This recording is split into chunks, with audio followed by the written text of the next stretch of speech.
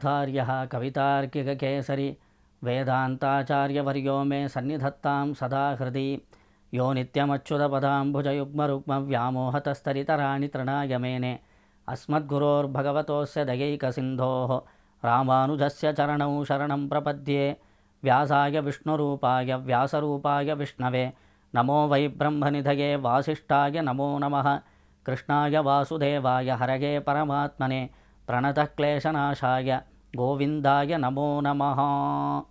ಶ್ರೀ ಶಂಕರ ವಾಹಿನಿ ಮೂಲಕವಾಗಿ ಕಾರ್ಯಕ್ರಮವನ್ನು ವೀಕ್ಷಣೆ ಮಾಡ್ತಾ ಇರುವಂತಹ ಎಲ್ಲ ಭಕ್ತರಿಗೂ ನಮ್ಮ ಪ್ರಣಾಮಗಳು.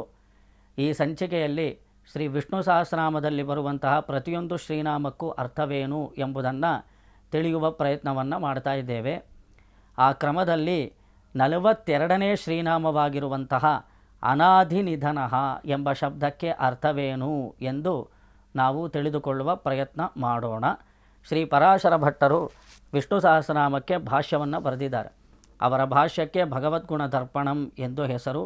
ಅದರಲ್ಲಿ ಅನಾಧಿನಿಧನಃ ಎಂಬ ಶಬ್ದಕ್ಕೆ ನಿರ್ವಚನವನ್ನು ಶ್ರೀ ಪರಾಶರ ಭಟ್ಟರು ತೋರಿಸಬೇಕಾದರೆ, ಯಸ್ಯಾಧಿನಿಧನಂ ನಾಸ್ತಿ ಅನಾಧಿನಿಧನಶ್ಚ ಸಹ ಅನಾಧಿ ನಿಧನೋಪಾಸ್ಯೋ ನಿತ್ಯಯೌವನ ವಿಗ್ರಹ ಎಂದು ತೋರಿಸ್ತಾರೆ.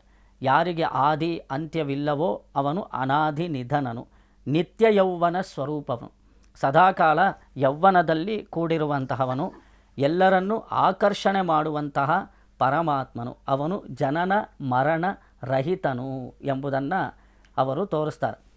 ಹೀಗೆ ಹಲವಾರು ಪುರಾಣಗಳಲ್ಲೂ ಸಹ ಈ ಅನಾದಿ ನಿಧನಃ ಎಂದು ಶಬ್ದದ ಮೂಲಕ ಕೊಂಡಾಡಲ್ಪಡುವಂತಹ ಪರಮಾತ್ಮನ ಮಹಿಮೆಯು ತೋರಿಸಲ್ಪಟ್ಟಿದೆ.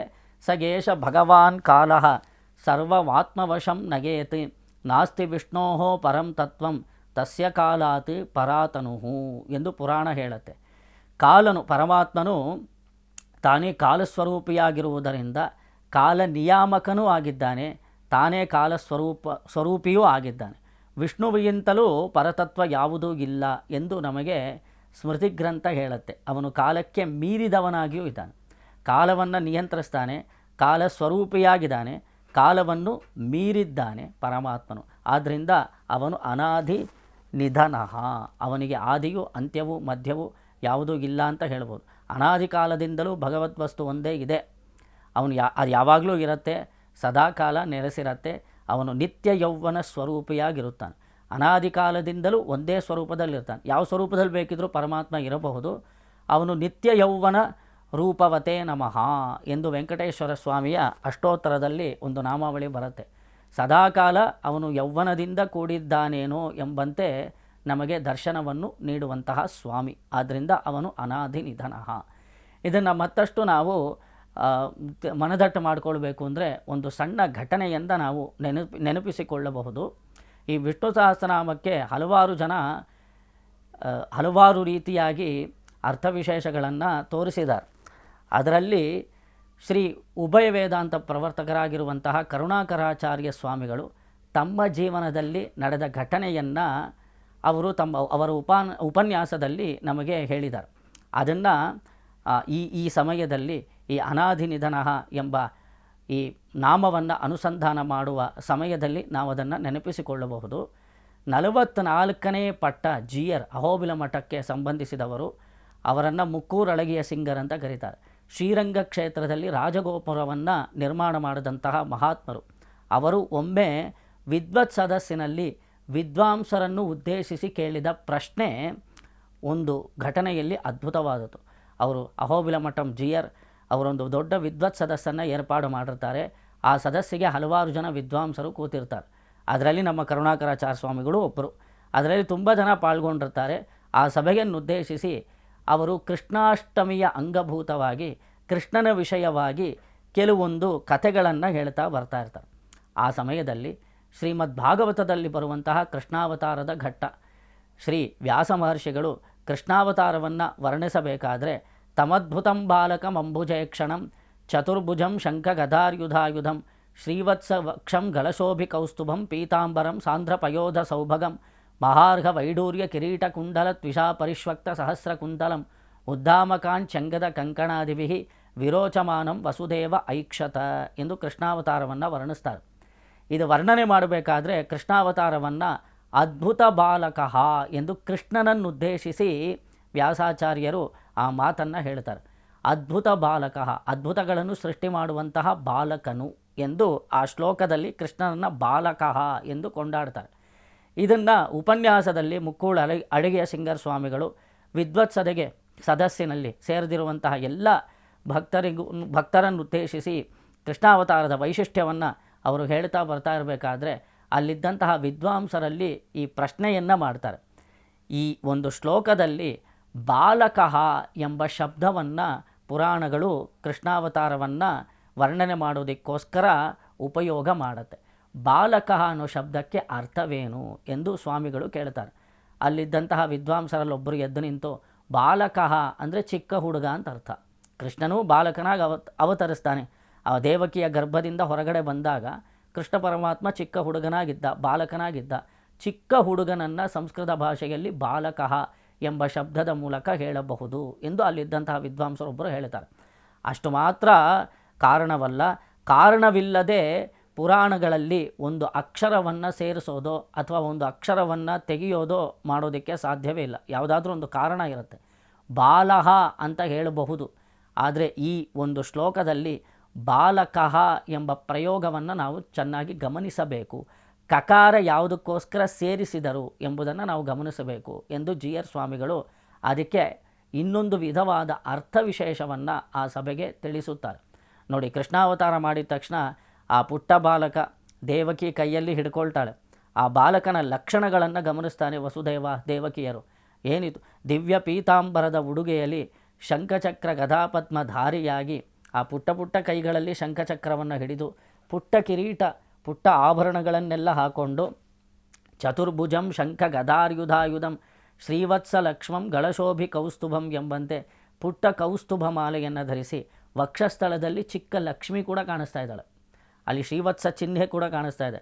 ಆ ಚಿಕ್ಕ ಹುಡುಗನು ಈ ರೀತಿ ಚತುರ್ಭುಜವನ್ನು ಧರಿಸಿ ಆ ಶಂಖಚಕ್ರ ಗದಾಪದ್ಮಗಳನ್ನು ಧರಿಸಿ ವಕ್ಷಸ್ಥಳದಲ್ಲಿ ಲಕ್ಷ್ಮೀದೇವಿಯನ್ನು ಧರಿಸಿ ಅವತಾರ ಮಾಡಿದ್ದಾನೆ.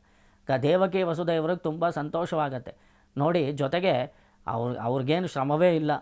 ಇವನನ್ನು ಬೆಳೆಸಿ ಮದುವೆ ಮಾಡಿಸೋದು ಅಂದರೆ ತಂದೆ ತಾಯಂದ್ರಿಗೆ ದೊಡ್ಡ ಶ್ರಮ ನೋಡಿ. ಆ ಶ್ರಮ ಕೂಡ ವಸುದೇವ ದೇವಕಿಯರಿಗೆ ಕೊಡದೆ ತಾನೇ ಲಕ್ಷ್ಮೀದೇವಿಯನ್ನು ವಿವಾಹ ಮಾಡಿಕೊಂಡು ಅವತರಿಸಿದ್ದಾನೇನೋ ಎಂಬಂತೆ ಅವನು ವಕ್ಷಸ್ಥಳದಲ್ಲಿ ಲಕ್ಷ್ಮೀದೇವಿಯನ್ನು ಕೂಡ ಧರಿಸಿ ಅವತಾರ ಮಾಡಿದ. ಅದೆಲ್ಲವನ್ನು ಗಮನಿಸ್ತಾನೆ ವಸುದೇವ ದೇವಕಿ. ತುಂಬ ಸಂತೋಷ ಪಡ್ತಾರೆ. ಒಬ್ಬ ತಂದೆಗೆ ಸಂತೋಷವಾಗೋದು ಯಾವಾಗ ಅಂತ ಕೇಳಿದ್ರೆ, ಪಿತೃಗಳಿಗೆ ಯಾವಾಗ ಸಂತೋಷವಾಗತ್ತೆ? ಅವರ ವಂಶ ಅಭಿವೃದ್ಧಿ ಆದಾಗ ತಾನೆ. ಇವಾಗ ಒಬ್ಬ ತಂದೆ ಇದ್ದಾನೆ, ಅವನಿಗೊಬ್ಬ ಮಗ ಇದ್ದಾನೆ, ಅವನಿಗೂ ಒಬ್ಬ ಮಗ ಹುಟ್ಟಿದಾಗ ಆ ಒಂದು ಮೊಮ್ಮಗ ತಾತ ಎಂದು ಕರೆದಿದ ತಕ್ಷಣ ಅವ್ರಿಗೆ ತುಂಬ ಸಂತೋಷವಾಗುತ್ತೆ. ಇವಾಗ ವಸುದೇವನ ಪುತ್ರ ಕೃಷ್ಣನಾಗಿದ್ದರೆ ಕೃಷ್ಣನಿಗೂ ಒಬ್ಬ ಮಗ ಇದ್ದು ಅವನು ಮೊಮ್ಮಗ ಬಂದು ವಸುದೇವನನ್ನು ತಾತ ಅಂತ ಸಂಬೋಧನೆ ಮಾಡಿದ್ರೆ ಅವನಿಗೆ ಎಷ್ಟು ಸಂತೋಷವಾಗುತ್ತೆ ವಸುದೇವನಿಗೆ. ಆ ಸಂತೋಷವನ್ನು ಕೊಡಬೇಕು ಎಂಬ ಸಲುವಾಗಿ ಈ ಕೃಷ್ಣ ಪರಮಾತ್ಮನು ವಕ್ಷಸ್ಥಳದಲ್ಲಿ ಲಕ್ಷ್ಮೀದೇವಿಯನ್ನು ಧರಿಸಿದ್ದಲ್ಲದೆ ನಾಭೀಕಮಲದಿಂದ ಬ್ರಹ್ಮದೇವರನ್ನೂ ಸೃಷ್ಟಿ ಮಾಡಿ ಬ್ರಹ್ಮದೇವರೊಂದಿಗೆ ವಸುದೇವ ದೇವಕಿಯರಿಗೆ ಸಾಕ್ಷಾತ್ಕಾರವನ್ನು ಕೊಟ್ಟ ಎಂದು ಆ ಶ್ಲೋಕದಲ್ಲಿ ತೋರಿಸುವಂತಿದೆ. ಬಾಲಕಃ ಎಂಬ ಶಬ್ದ ಏನು ಹೇಳುತ್ತೆ ಅಂದರೆ ಕಕಾರದಿಂದ ಬ್ರಹ್ಮದೇವರನ್ನು ಹೇಳುತ್ತೆ. ಸಂಸ್ಕೃತ ಭಾಷೆಯಲ್ಲಿ ಕ ಅಂದರೆ ಬ್ರಹ್ಮ ಅಂತ ಅರ್ಥ. ಕಯಿತಿ ಬ್ರಹ್ಮಣೋ ನಾಮ ಈಶೋಹಂ ಸರ್ವದೇಹಿನಾಂ ಎಂದು ಒಂದು ಶ್ಲೋಕ ಬರುತ್ತೆ. ಭಗವಂತನಿಗೆ ಕೇಶವ ಅಂತ ಹೆಸರು ಬಂದಿದೆ ನೋಡಿ. ಕೇಶವ ಅಂದರೆ ಕ ಈಶ ಅಂದರೆ ಪರಮೇಶ್ವರ, ಪಾರ್ವತೀಪತಿಯಾದ ಪರಮೇಶ್ವರನು. ಕ ಅಂದರೆ ಬ್ರಹ್ಮ, ಬ್ರಹ್ಮನಿಗೂ ಪರಮೇಶ್ವರನಿಗೂ ತಂದೆಯಾದವನು, ಅವರಿಬ್ಬರನ್ನೂ ಧರಿಸಿದವನು ಕೇಶವನು ಎಂಬ ಶಬ್ದ ಆ ನಿರ್ವಚನವನ್ನು ಹೇಳಬೇಕಾದ್ರೆ ಗೊತ್ತಾಗುತ್ತೆ. ಇಲ್ಲಿ ಕ ಅಂದರೆ ಬ್ರಹ್ಮ ಅಂತ ಅರ್ಥ. ಇಲ್ಲಿ ತಮದ್ಭುತಂ ಬಾಲಕಮಂಬುಜೇಕ್ಷಣಂ ಚತುರ್ಭುಜಂ ಶಂಖಗದಾರ್ಯುಧಾಯುಧಂ ಎಂದು ಹೇಳುವುದರ ಮೂಲಕ ಅಂಬುಜೇಕ್ಷಣನಾದ ಶ್ರೀಕೃಷ್ಣ ಪರಮಾತ್ಮನು ಲಕ್ಷ್ಮೀದೇವಿಯೊಂದಿಗೆ ಬ್ರಹ್ಮದೇವರೊಂದಿಗೆ ನಾಭೀಕಮಲದಲ್ಲಿ ಬ್ರಹ್ಮದೇವರನ್ನು ಸೃಷ್ಟಿ ಮಾಡಿ ಬ್ರಹ್ಮ ಮತ್ತು ಲಕ್ಷ್ಮಿ ಬ್ರಹ್ಮ ತಾನು ಪುತ್ರ ತಾನೆ. ಆ ರೀತಿ ವಸುದೇವರಿಗೂ ದೇವಕಿಗೂ ತುಂಬ ಸಂತೋಷವನ್ನುಂಟು ಮಾಡುವ ರೀತಿಯಲ್ಲಿ ಅವನು ಸಕಲ ಐಶ್ವರ್ಯದಿಂದ ಕೂಡಿದವನಾಗಿ ಅವತರಿಸಿದನು ಅಂತ ಹೇಳ್ತಾರೆ. ಇವಾಗ ಬ್ರಹ್ಮದೇವ ಯಾರು? ಪರಮಾತ್ಮನ ಪುತ್ರ ಆದಮೇಲೆ ವಸುದೇವನಿಗೆ ಅವನು ಮೊಮ್ಮಗ ಆಗಬೇಕಲ್ಲ. ಆ ರೀತಿ ಮೊಮ್ಮಗನ ಸಹಿತ ಅವನು ಅವತಾರ ಮಾಡಿ ಆ ತಂದೆ ತಾಯಂದ್ರಿಗೆ ಸಂತೋಷಪಡಿಸಿದನು ಆ ಸಮಯದಲ್ಲಿ ಕೃಷ್ಣ ಪರಮಾತ್ಮನು ಅಂತ ಹೇಳ್ತಾರೆ. ಇವಾಗ ಆ ಮಗು ಹುಟ್ಟಿದ ತಕ್ಷಣ ಅವನು ಆ ಮಗುವಿನ ವಕ್ಷಸ್ಥಳದಲ್ಲಿ ಲಕ್ಷ್ಮೀದೇವಿ ಇದ್ದರು, ಮಗುವಿನ ನಾಭಿ ಕಮಲದಲ್ಲಿ ಬ್ರಹ್ಮದೇವರಿದ್ದರು ಅಂತ ಹೇಳಿದ್ರೆ ಅದೇನರ್ಥ? ಪುಟ್ಟ ಹುಡುಗನಿಗೆ ಇಷ್ಟೆಲ್ಲ ಸಾಧ್ಯವೋ? ಅವನು ಅನಾದಿ ನಿಧನನಾಗಿರೋದ್ರಿಂದ, ನಿತ್ಯ ಯೌವನ ಸ್ವರೂಪಿಯಾಗಿರೋದ್ರಿಂದ ಅವನು ಈ ರೀತಿ ಅದ್ಭುತವಾದ ದಿವ್ಯಮಂಗಳ ವಿಗ್ರಹವನ್ನು ಧರಿಸಿ ಅವತಾರ ಮಾಡಿ ಸಂತೋಷಪಡಿಸಲು ಸಾಧ್ಯವಾಗುತ್ತದೆ. ಇವನಿಗೆ ಕರ್ಮವಶಾತ್ ಜನ್ಮವಿಲ್ಲ, ಕರ್ಮವಶಾತ್ ಇವನು ಬದುಕು ನಡೆಸುವಂತಹ ಅವಶ್ಯಕತೆ ಇಲ್ಲವಾಗಿರೋದ್ರಿಂದ ಇವನು ಎಲ್ಲರನ್ನೂ ಸಮರ್ಥವಾಗಿ ನಿಯಮಿಸುವವನಾದ ಕಾರಣ, ಕರ್ಮ ನಿಯಾಮಕನಾದ ಕಾರಣ ಯಾವ ರೀತಿ ಬೇಕಿದ್ದರೂ ಅವನು ಚಿಕ್ಕ ಪುಟ್ಟ ಬಾಲಕನಾಗಿದ್ದು ಆ ಬಾಲಕನ ವಕ್ಷಸ್ಥಳದಲ್ಲಿ ಲಕ್ಷ್ಮಿ, ಬಾಲಕನ ನಾಭಿಕಮಲದಲ್ಲಿ ಬ್ರಹ್ಮ, ಈ ರೀತಿ ಅವನು ಆ ದಿವ್ಯಮಂಗಳ ವಿಗ್ರಹವನ್ನು ತೋರಿಸಿ ಎಲ್ಲರನ್ನು ಸಂತೋಷಪಡಿಸಲು ಸಾಧ್ಯನು. ಆದ್ದರಿಂದ ಕರ್ಮವಶಾತ್ ಅವನು ಶರೀರ ಪಡ್ಕೊಂಡಿಲ್ಲ, ಅವನು ಅನಾದಿ ಮಧ್ಯರಹಿತನು, ಅವನು ಅನಾದಿ ನಿಧನನಾದ ಕಾರಣ, ಆದಿ ಮಧ್ಯಾಂತರಹಿತನಾದ ಕಾರಣ ಅವನು ಮೊಮ್ಮಗ ಹುಟ್ಟಿದ್ರು, ಅವ್ರಿಗೆ ಮೊಮ್ಮಗ ಹುಟ್ಟಿದ್ರು, ಅವ್ರಿಗೆ ಮೊಮ್ಮಗ ಹುಟ್ಟಿದ್ರು, ಅವನು ಯಾವ ರೀತಿ ಬೇಕಿದ್ದರೂ ಅವನು ನಿತ್ಯ ಯೌವನ ಸ್ವರೂಪಿಯಾಗೇ ಇರಬಹುದು. ಸದಾಕಾಲ ಯೌವನದಲ್ಲಿ ಕೂಡಿದಂಥವನಾಗಿ ಅವನು ಪ್ರಪಂಚಕ್ಕೆ ದರ್ಶನವನ್ನು ನೀಡಬಹುದು. ಅದಕ್ಕೆ ಕಾರಣ ಅವನದ್ದು ಪಾಂಚಭೌತಿಕವಾದ ಶರೀರವಲ್ಲ, ಪಂಚೋಪನಿಷನ್ಮಯವಾದ ಶರೀರವಾಗಿರೋದ್ರಿಂದ ಅವನು ನಿತ್ಯ ಯೌವನ ಸ್ವರೂಪನು, ಅನಾದಿ ಮಧ್ಯರಹಿತ ಅಥವಾ ಅನಾದಿ ನಿಧನ, ಜನನ ಮರಣ ರಹಿತನು ಎಂಬರ್ಥದಲ್ಲಿ ಈ ಒಂದು ಶ್ರೀನಾಮಕ್ಕೆ ಅರ್ಥವನ್ನು ಪೂರ್ವಾಚಾರ್ಯರು ತೋರಿಸಿದ್ದಾರೆ. ಶ್ರೀಮತೆ ರಾಮಾನುಜಾಯ ನಮಃ.